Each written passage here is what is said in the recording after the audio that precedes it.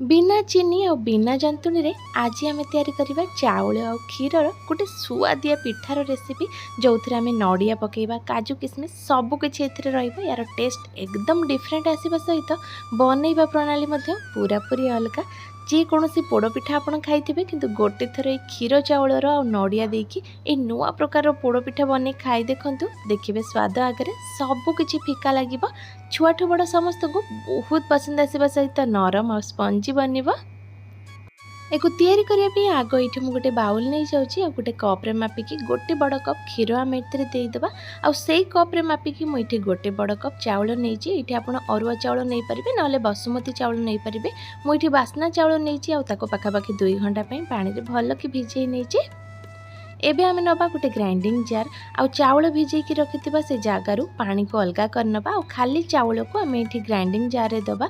एई पिठा रे पानी रो यूज बिल्कुल भी हबनी केवल क्षीर रे पिठा को बनेकी रेडी करबा आपण खाइला परे ही जानिबे यार टेस्ट केते डिफरेंट आउ केते स्वादी आछि। सबु चाउल को दे सारा पर से कप रो आधा कप पाखापाखि क्षीर मुझे दूची आउ क्षीर को आगुरी मु भल कि फुटई नहीं एबे को भल कि आम ग्राइंड करनबा आउ चाउल क्षीर गोटे पेस्ट बनैकी रेडी करनबा। पिठौ भल कि बाटी गला परे मुझे आ गोटे बाउल को बाहर कर नौजी ये पिठौर कंसिस्टेंसी देखो पूरा पूरी परफेक्ट मोटा रखिकी ही बाटी एथिरे बिल्कुल गोटे ड्रप पानी मु देनी जेतिकी क्षीर देइथले सेतिकी रे मोर पूरा चाउल बाटिकी एठी रेडी हो जाइए। एबे मु आपनको चामच साहाय्य उठेकी देखौछि देखंतु एतिकी पतला पिठौ बनेकी नबार अछि। एबे आम एथिरे आधा कप पाखापाखि गुड़ देदेबा ये मो पाखे सुखिला गुड़ अच्छी ताको मु टिके खाली हल्का कुटी नहीं जहाँफल यहाँ खदड़ा हो जाए जदि आपण पाखे पानी गुड़ अच्छी दे पारे।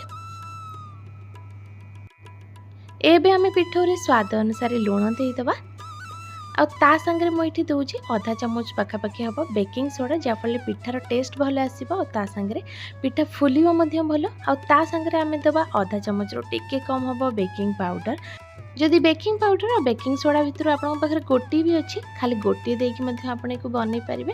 एबे सब जिनस को भल कि मिक्स करनबा। एपटे मु गोटे ग्राइंडिंग जार नहीं जाइए से 2टा मीडियम साइज रो गुजराती देदेबा ता संगे अल्प किसी पान मधुर मुझे दे दूसरी जहाँफल पिठार टेस्ट बहुत ही भल आसो। अल्प किसी काजू आम ये देदेबा ता संगे अल्प किसी आलमंड देकी भल कि ग्राइंड करके गोटे पाउडर बन नौजी। एबे ये देखो मो पाउडर बन रेडी कर आम मिक्स करके रखिथिबा से पिठौरे ए पाउडर को देदेबा जहाँफल पिठार टेस्ट भल आसवा सहित बहुत ही बढ़िया बास्ना आसो।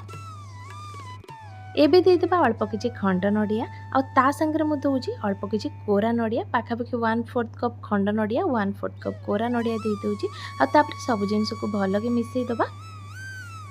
एबे पिठौर कलर देखंतु गोटे बहुत ही बढ़िया कलर आसी जेहेतु आम एथिरे गुड़ देइथिले गुड़ पे यार कलर टोटाली चेंज हो जाइए देखिया पे भी भल लगुच और खाइया पे आपनको बहुत ही स्वादिया लागिबो। ये मुझे केकटिन नहीं जाऊँगी आपड़ चाहिए केकटिन जगह जेकोसी सिल्वर बा स्टील बर्तन नहीं कि से पिठा को स्टीम करेंगे। तले मुझे बटर पेपर दे देइछि बटर पेपर नथले आप अल्प टिके तेल लगे नेबे किछि बड़ खंड नड़िया और अल्प किछि छोट खंड नड़िया और ता संगे अल्प किछि टूटी फ्रूटी देकी ऊपर को आम भल कि सजई जाबा जहाँफल पिठा बनी सारा पर देखिया भी भल लगे और ता सहित खाइया बहुत ही स्वादिया लगे। आगुरी ही एपटे मु कड़ाई पानी गरम हाँपे रखी पानी भल कि फुटीगला गैस फ्लेम को ऑफ करके आम को ऊपर बसईदबा आपर मुझे कभर कर नौजी। कभर कलापर ऊपर जो कणा थाए ताको अल्प टिके पेपर देके आम ताकू बंद करनबा जहाँफल या भितर यहाँ बहुत ही जल्दी स्टीम हो पाखापाखि अध घंटे मुझे स्टीम हाँपी छाड़ुची आ पूरा अध घंटे है मुझे ढांकुणी बाहर करके देखा देखूँ यहाँ के बढ़िया भाव में फुलीची आ संगे आम स्टिक नहीं गोटे थर चेक करनबा।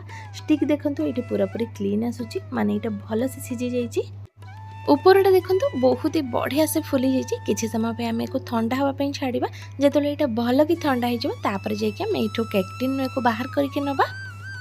गोटे प्लेट नहीं जावा केकटिन को उल्टा करके से प्लेट को बाहर करनबा देखंतु केते इजीली एटा बाहरी गला। एबे हमें देइथिबा से बटर पेपर को धीरे धीरे करके इथरु बाहर करनबा केते सहज उपाय आ केते कम समय रे एठी हमर पिठा बन के रेडी हो जाय। बटर पेपर काढला परे पिठार कलर देखंतु बहुत ही बढ़िया देखा जाउछ और एकदम स्पंजी और सॉफ्ट बन के रेडी हो जाय। पिठा मुझे काटिकी देखा देखूँ केते स्पंजी और नरम बनिकी रेडी होती देखिए भारी सुआदिया लगुच खायापे बहुत ही सुआदिया थिला। क्षीर में यही भाव में गोटे थर बनई देखूँ देखिए छुआ मैंने केक भाविकी बहुत ही इजिली खाई ने और बड़ मानक तो बहुत पसंद आसो। आशा करी ये रेसिपीटी पसंद आसो। जदि रेसिपी पसंद आसी लाइक करूँ कमेंट करूँ और जदि चैनल नुआ अच्छा सब्सक्राइब करनी। धन्यवाद।